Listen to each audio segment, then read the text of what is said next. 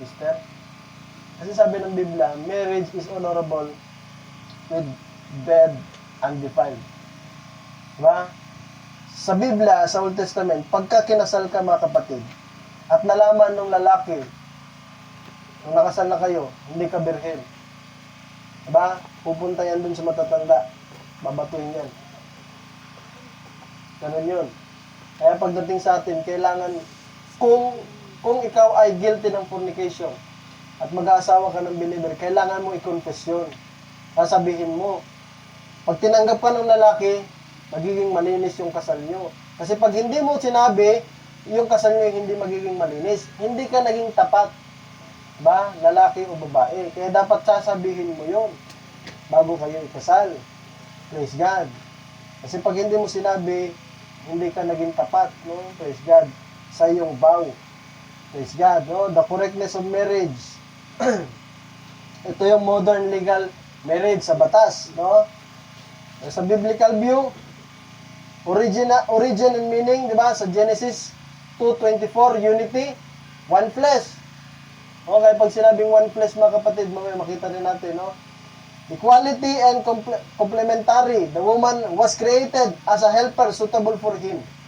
Anong core principle? Monogamy. Ang marriage ay monogamy. Hindi polygamy. Isa lang, isang lalaki, isang babae, at heterosexual. Hindi pwedeng lalaki sa lalaki, babae sa babae. Yan ang sabi ng Biblia. Diba? Praise God. Kundi opposite sex dapat, lalaki at babae lang. The original design is between one man and one woman. While polygamy is recorded in the Old Testament, it often resulted in conflicts. And sino yung unang nag-asawa ng dalawa? Yung anak ni Cain, panganay niya. Kalimutan ko na. Pangalan. Hindi panganay niya. Sa lahi ni Cain, si Lamech din ata yun eh. Yan ang unang karakter sa Biblia. Kung hindi ako magkamali kung hindi ako magkamali, Lamech ang pangalan din nun. Yan ang unang karakter sa Biblia na nag-asawa, na lalaki na nag-asawa ng dalawa. Polygamy. Hindi yan galing sa lahi ng Diyos. Praise God. Galing yan sa lahi ni Cain. Oh. At ang purpose ng marriage ay permanence. Jesus emphasized in Matthew 19:6 that what God has joined together, let no one separate. Permanence is staying the same or continuing for a long time. Kaya pag nag-asawa ka, hindi mo pwede na kapag pagod ka na, kapag sabi nga sawang-sawa ka na, hihiwalay mo yung asawa mo. Tapos maghahanap ka ulit. Hindi po pwede na pag tumaba na yung asawa mo, hindi na sexy, hindi na maganda sa paningin mo, mag-asawa ka ulit. Hindi po pwedeng ganon. Buti na lang hindi tayo sa Old Testament. Diba? Praise God. Kasi kung ganon, isa na tayo sa nabato. Diba? Hallelujah. Kaya nga, sabi niya nga, ang roles ng lalaki at babae, the husband, they are called to love their wife just as Christ loved the church. A sacrificial and nurturing love. Ang wives naman, they are called to submit to their husband as a recognition of the order established by God based on the respect and trust. Anong purpose ng marriage? Companionship. Ano pa ang purpose niya? Procreation at spiritual growth. Oh. Correctness of divorce, yan yung legal basis ng divorce. Oh, hindi na natin tatalakayin yan. The biblical view, two biblical grounds for divorce, yung Matthew kanina, praise God, at sa kay Paul, oh, praise God. Tingnan pa natin, no? So, ito naman yung sa mga nagli-live-in. Sabi nga dito, Jesus said, as it was in the days of Noah, they were eating and drinking, giving in marriage. In other words, they were living with the woman without being married to them. Pansinin niyo mga kapatid. No? And today, why it's so instituted, they did have a reno that you could get married and divorced and married again all in the same day. Imagine, nakasal ka sa parehong araw na yun pwede ka ding mag-divorce. Kaya yung mga celebrity, minsan buwan lang, ilang divorce ka agad, di ba? Oh, sabi niya, but that's the way out that's the way out of date now. The husbands, so-called wives, pack different keys to the room in these big cities. And now I travel, I'm right in the cities and know it to be the truth. The husband has his dates, and the wife has her dates. Eh, sabi sa panahon na ito, ganyan yan. Yung asawang lalaki, mayroong kadate. Yung asawang babae, mayroon din kadate. Oh, it's just a conglomeration, a rottenness until it's produce a bunch of soft, lazy, no good. Ano ang binunga niyan? Hellbound generation. Oh, tingnan niyo yung mga terminology niya, di ba? Sabi niya pa, basahin ko na lang yung highlighted. Then I guess she was living without even being married to them. She might have never married to them. She might have not have never even been married. So she said all these evil things, done all this evil stuff, no? Eh, ayaw ng Diyos dyan na puro live-in. Diba? Kung po pwede naman kayong makasal. Praise God. Oh, kaya ito yung cohabitation. Kasi minsan, okay lang yan, yung live-in. Diba? Sabi nila. Pero sabi nga, tingnan natin. In the Bible, the cohabitation or sexual union of two people who are not married is considered a sin. Sabi natin, pagka hindi kayo kasal at nagsasama kayo, ginagawa nyo, yung ginagawa ng mag-asawa, nasa isang bubong kayo, ano yan? Fornication yan. Depending on the situation, the Bible primarily uses two terms in this. Fornication, pakikiapid, at adultery. Yan yung dalawang term na ginagamit ng Biblia. Ano pa natin, no? Pasan na lang natin ito. Gusto kong tingnan yung one flesh. O, para mabilis tayo.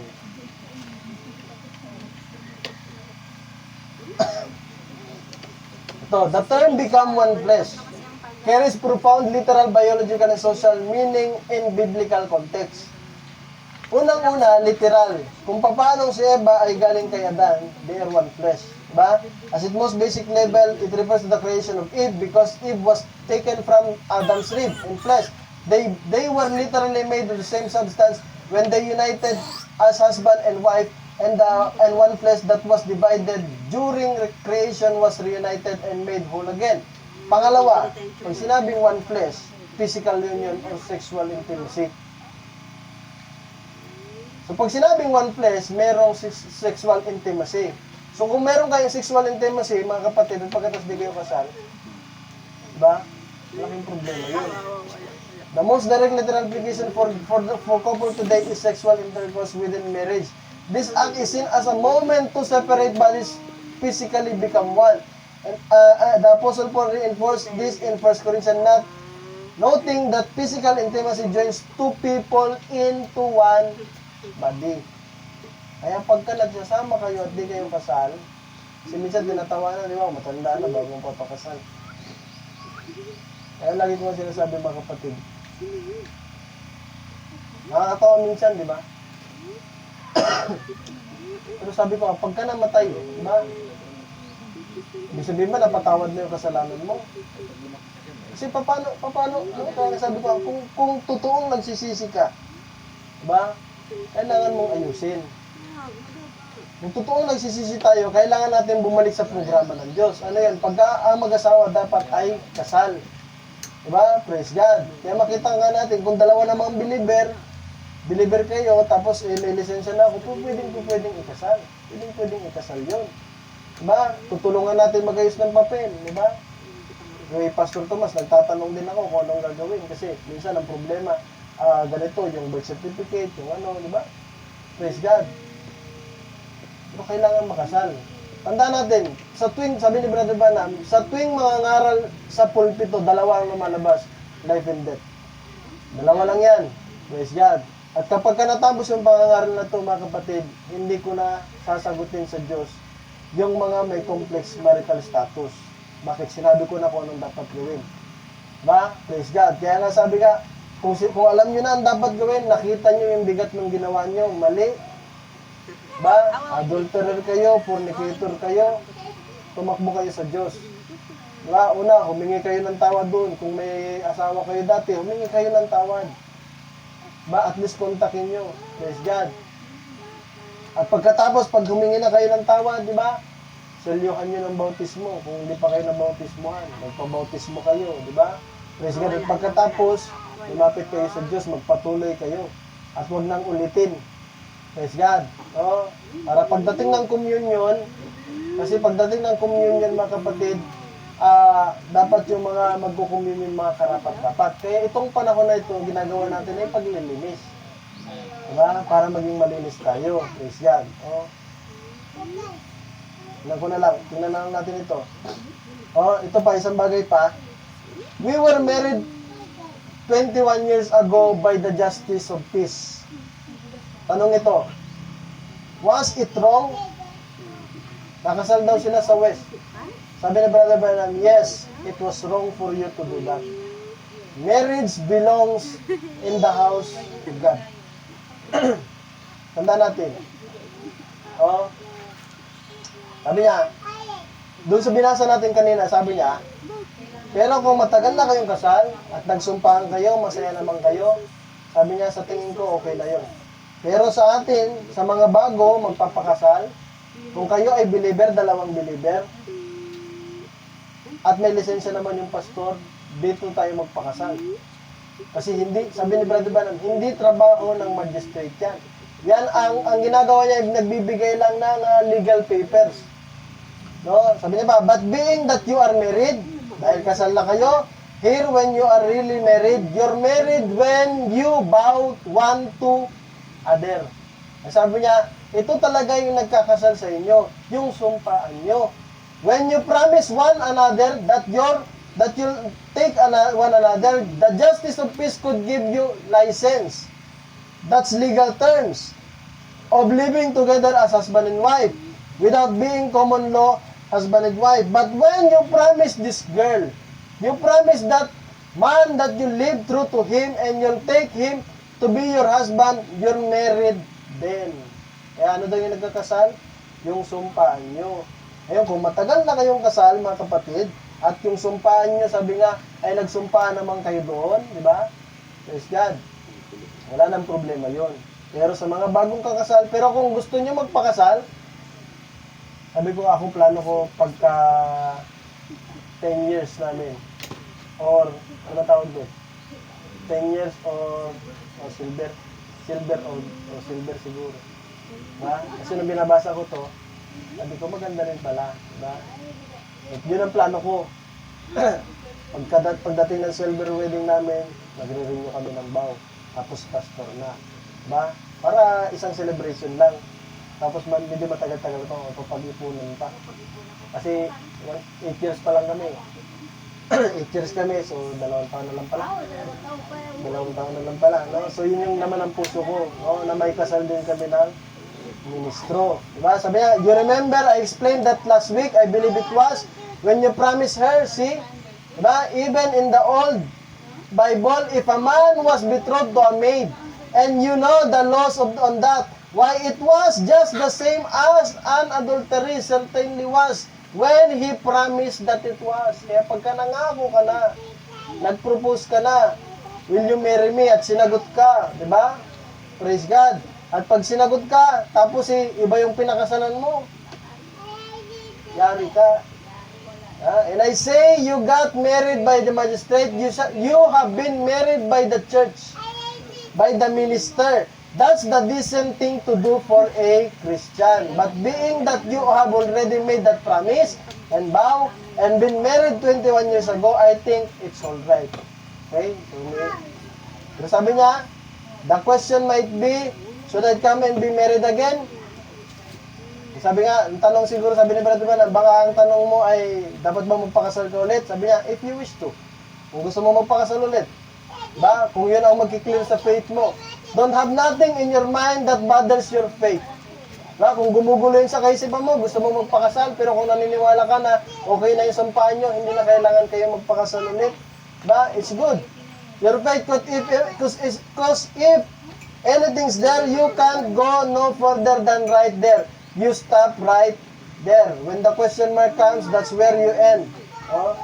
Kaya pag may tanong, praise God, o mayroong bumabagabag sa'yo, di ba? Pwede ka magpakasal. Kahit nga simple lang eh. Di ba? Tatanong lang ako kay Pastor Thomas ng mga kailangan, ihanda lang natin. Tapos dito lang, basta may witness lang. Di ba?